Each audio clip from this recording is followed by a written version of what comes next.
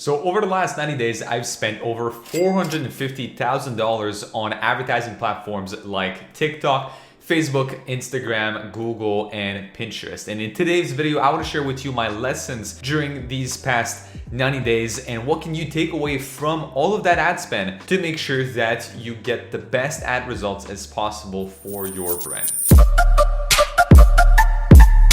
Lesson number one is to use TikTok for top of funnel. So looking at TikTok, it does take a lot of patience for you to ramp up, and you need to be armed with patience. I see a lot of people trying to use TikTok as a bit of an add-on ad channel. They're trying to tag TikTok along with all of their current strategy. They've been advertising on Facebook for years, and now they're trying to add TikTok on top of things, and they're trying to see if they post, one post here and there and see if they make it an ad, if they're gonna get any results, and obviously they don't. If you watch some of my other videos on the channel, on one of them, I detail a full TikTok ad strategy that you can use if you get started on the platform. And on that video, I talk about the ramp up period necessary for you to start advertising on the platform. And honestly, for the first 2 weeks or so, if you've never done any TikTok ads, you're just going to be spending money, and you have to be okay with that. For the first 7 days, you only do traffic campaigns because that is what TikTok recommends. The next following days, you go for top of funnel events. So you go for, as an example, add to cart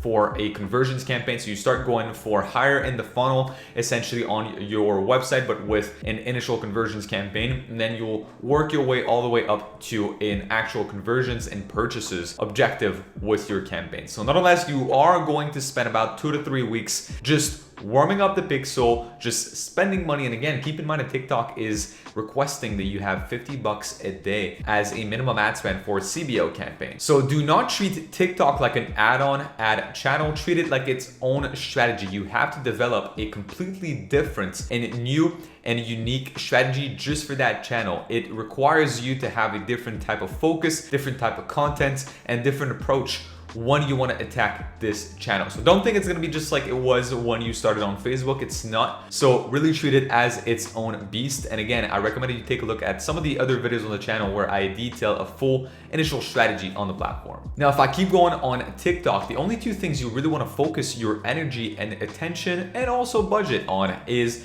your creators as well as your hooks. So those are the most important variables of your ads. So you want to make sure that you test a couple different content creators to make sure that you find the person that will resonate the most with your audience. Usually you'll have a very narrow pool at the end of the day of maybe 2 to 3 creators that really resonate well with your brand. And that is just normal, right? You'll start by testing 5, 10, 15, 20 creators to just find and narrow it down again to these 2 to 3 creators that you'll be able to have on retainer afterwards and help grow your brand. Creators are very important because they are the face of your brand when it comes to advertising on TikTok. And not only that, but they also have to fit within your audience. So people have to feel some sort of connection to the content creators they're going to see on there. It's obviously easy if the founder is in front of the camera to create a connection with the audience because they are the person that knows the best, about their brand. They know the most about their own brand, so it's easy to create that connection. But a creator can be a little bit harder sometimes, and some will hit it out of the park for you, some won't. So again, it all comes down to, yes, talent, but also just in terms of sheer personality and demographics. Now for hooks, the best thing that you can do is when you start working with creators, you just request a raw asset from them. So you get the raw videos from them, allowing you to create 3 to 5 different variations based on that single video. So you can change, again, the hooks, you can change the sound, the call to action, the timing, so basically how long that video is actually gonna last. So again, keep the control over the editing of the assets to make sure that you can actually test variables like the hooks. So the first 3 seconds of a video is usually what is the most important and what will dictate the success of a TikTok ad. If you go to the TikTok ads library and actually take a look at the top performing ads right now, most of them actually have a pretty high engagement rate with them. So meaning that people are actually feeling engaged and feeling basically compelled to keep watching the ad or video they're seeing on the platform. So it all starts with the hook. So the better your hook, the more the watch time will increase. And a little bit just like on YouTube, the better the watch time is on TikTok, the more the algorithm will actually push this ad or video to your audience. Other thing about TikTok, you need to have a tracking solution in place. So the reporting on the platform is really not the best. I mean, they don't really have a conversion API yet, or at least at the time of recording this video. So you still will need ideally to have something like Triple Whale to use for getting the most accurate reporting on your advertising. You want to make sure that you know what are the real results from your ads, from what ad groups they come from, and especially from what ads they come from, so you can make the best ad decisions. Or else you're kind of going in blind and you might kill ads that actually are working, and you might stop working with creators that are indeed the best performing creators. It just doesn't show it that way within the TikTok Ads Manager. So if you want to check out Triple Whale, there's going to be a link in the description for you to check them out. But I highly recommend that you use at least some form of tracking solution to make sure that you get the most out of the platform. And the last thing for TikTok is you have to combine it with organic. So TikTok organic marketing is also very good. It's pretty cheap, honestly, right? You don't have to really spend anything in terms of ads. The platform is great. The algorithm will really help you out, as opposed to platforms like Facebook and Instagram, where the algorithm is not really on your side most of the time, except if you're starting to use Reels, which now Instagram might help you a little bit more on that front. But coming back to TikTok, you can do organic content with your brand account, but you can also do organic content through some of these creators that they do whitelisting for you. So they post some of your posts on their accounts, and then you can benefit from their reach, and then also use these posts to spark ads later on. So not only you benefit from the organic reach that they have, but also from the paid advertising side of things. The second thing I've learned after spending over $450,000 on ads, again, within these past 90 days, is UGC and how to actually use UGC the right way. So I've released a video recently talking about repurposing your TikTok content for Instagram, and I'm gonna repeat myself once again and say that one of the best things that we've noticed is that one single piece of content can increase your return on investments if you use it on more than one platform. You can actually repurpose and slightly tweak it, right? I just mentioned earlier that from one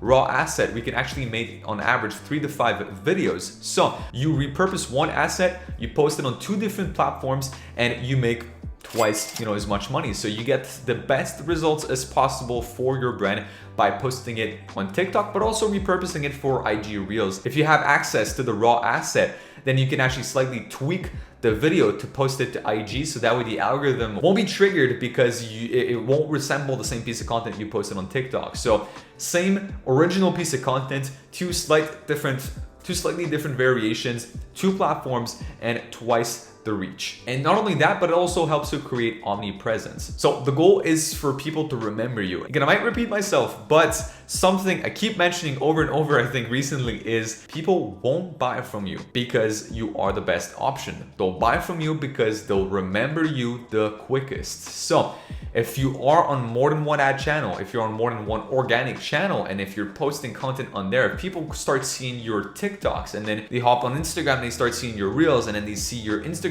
ads, and then they see you on Facebook, and then they see you on Google, they hop back on TikTok, boom, what do they know? They also see your ads. They will buy from you. It's inevitable because you'll be in their minds, and it'll just be a natural choice for them to go with you. The third thing I've learned is that ads won't create product market fit. You're way better off using organic content first to find your product market fit, then you start running ads. So there's this mentality that was created around the drop shipping world where ads will actually help you create a product market fit. They'll help you test and kind of kickstart your product market fit testing. Maybe if you have the resources, but don't go all in at the beginning if you're just getting started and put all of your resources into ads. You still have something to prove, essentially. And I've known and I've seen brands first hands-on just from organic content on TikTok where they were able to scale all the way past $30,000 per month in sales, again, solely organically. So if you have a good product, organic content should be enough to propel your brand forward. So if you have a good product, good branding, and good messaging, you don't have anything to worry about. The organic reach will be enough to help you kickstart the brand and have enough cash flow for you to now invest into ads. But if you don't see any success with organic,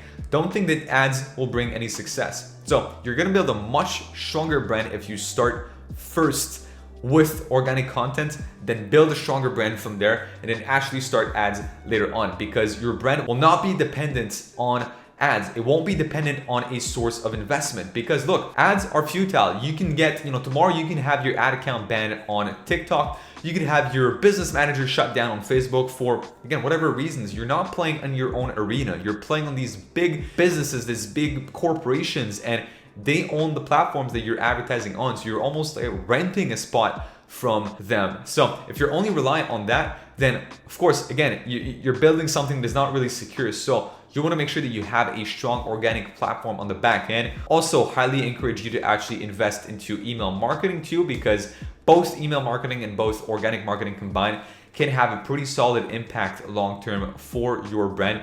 And the moment that you start turning on your ads, you won't have any problem because you have built already such an existing strong foundation that your ads will have a safety net to rely on in case that they fail. And the fourth thing that I would say that I've learned and come to really realize and internalize is that community building is still very, very important. So what I mean by that is that a couple of years ago, it was this new thing to have companies, or especially in the info product space, to have people create Facebook groups with their audience, and then that kind of started falling down, right? People have now moved to other platforms like Discord within that industry.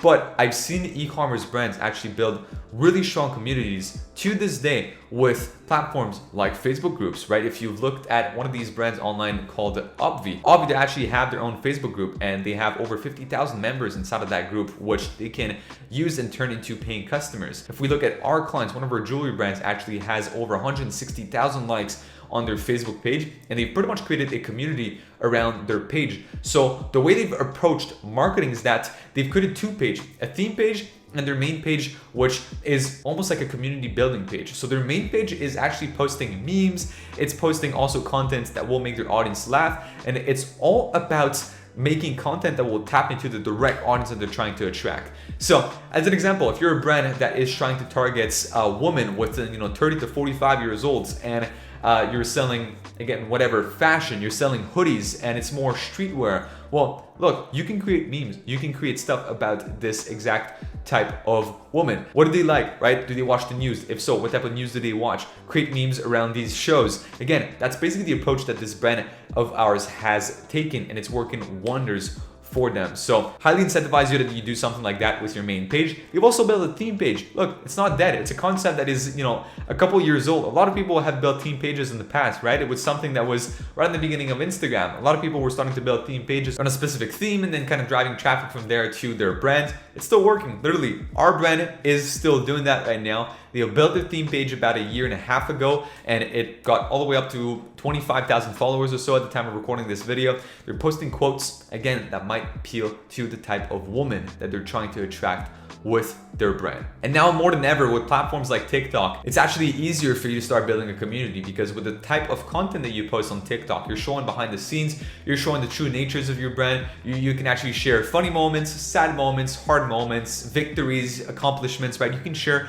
this whole journey that people don't usually see on other platforms, right? The only form of this type of content that you could see in the past with stories. So now you have a platform that is dedicated to helping you push this type of content to your audience. So definitely tap into that, still build a community, and the stronger your community, the higher returning customer rates, the higher customer lifetime value. And at the end of the day, this is really what's gonna be helping your brand grow in the long term. Look, ads are one thing in a brand. They bring in people through the funnel. But if everything else fails to deliver, if you don't have, again, a good website, a good community, no strong organic marketing, because organic marketing acts as some form of social authority for all the new eyeballs that come into your brand, well, it just won't work. All of these needs to be put in place before you get success with ads. So that's why I want to dedicate a couple of these tips in this video to show, hey, ads are a thing. Here's a couple tips about ads, but you also need to do all these other things right to make sure that your ads are working the best. So if you're watching this video and you've got a strong organic marketing strategy already in place, and you're already generating at least $20,000 to $30,000 a month in sales, I would invite you to click on the first link in the description down below to book in a very short